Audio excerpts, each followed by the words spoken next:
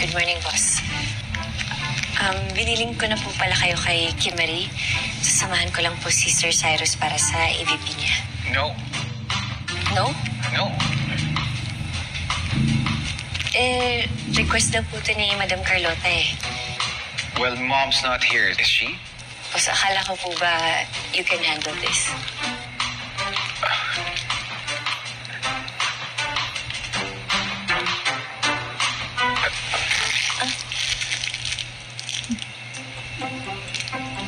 Boss, last piece ko na po yan eh. Oh, I'm sorry. Nagutom ako eh.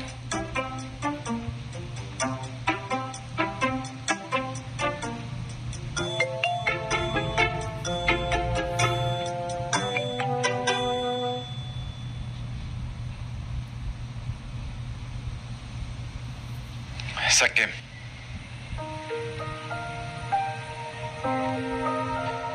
I'm sorry.